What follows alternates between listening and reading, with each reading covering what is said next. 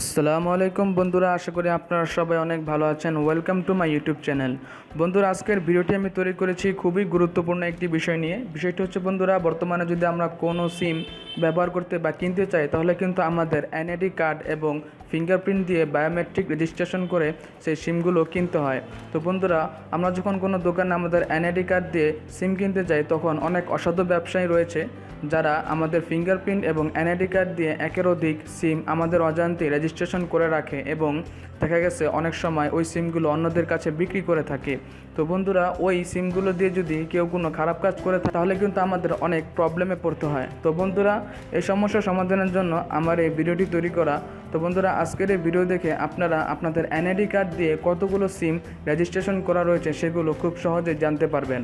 তো বন্ধুরা, আশা করি আমার ভিডিওটি আপনাদের খুবই ভালো লাগবে এবং উপকারে আসবে। যদি উপকারে এসে থাকে বন্ধুরা, অবশ্যই লাইক এবং কমেন্ট করে আমাদের এরকম আরও ভিডিও বানানোর জন্য উৎসাহ দিবেন এবং এরকম আরও ভিডিও পাওয়ার জন্য আমার চ্যানেলটিকে অবশ্যই সাবস্ক্রাইব করে রাখবেন। তো বন্ধুরা, চলুন কীভাবে আমরা এগুলো দেখতে পারি সেই প্রসেসটি আমরা দেখে নেই।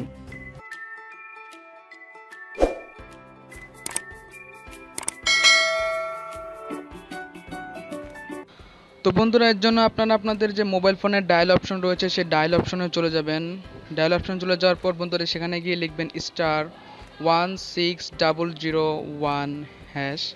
লেখার পর বন্ধুরা, আপনারা যে কোনো সিম দিয়ে এটি ডায়াল করে দিবেন। তো বন্ধুরা, ডায়াল করে দেওয়ার পর কিছুক্ষণ সময় নেবে লোডিং নেওয়ার জন্য। লোডিং নেওয়ার পর বন্ধুরা, আপনাদেরকে একটি এরকম অপশন চলে আসবে, please enter the last 4 digit for your ID. অর্থাৎ আপনাদের যে এনআইডি কার্ডটি রয়েছে এবং সেটির যে নাম্বারটি রয়েছে সেই নাম্বারের লাস্টে যে 4টি সংখ্যা, সেই 4টি সংখ্যা এখানে দিতে বলছে। তো আপনারা সেই 4টি সংখ্যা এখানে দিয়ে দিবেন।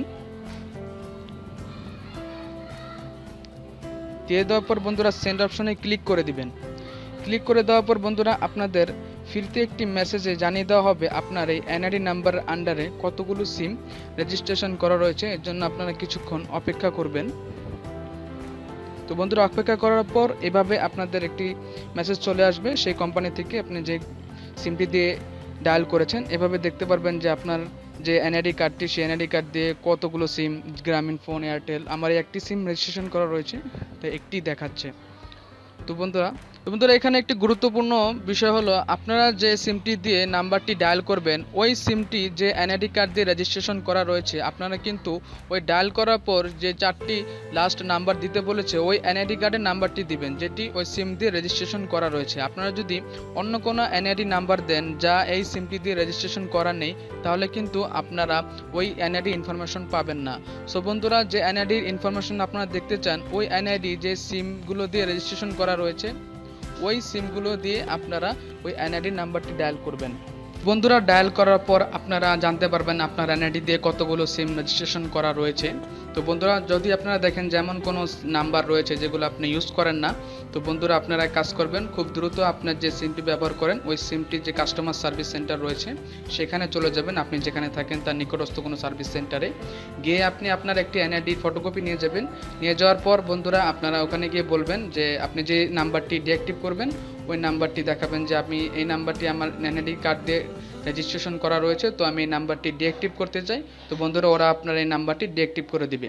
তো বন্ধুরা, এই ছিল আজকের ভিডিও। যদি ভিডিওটি আপনাদের ভালো লেগে থাকে অবশ্যই লাইক এবং কমেন্ট করবেন এবং এরকম আরও ভিডিও পাওয়ার জন্য আমার চ্যানেলে সাবস্ক্রাইব করবেন।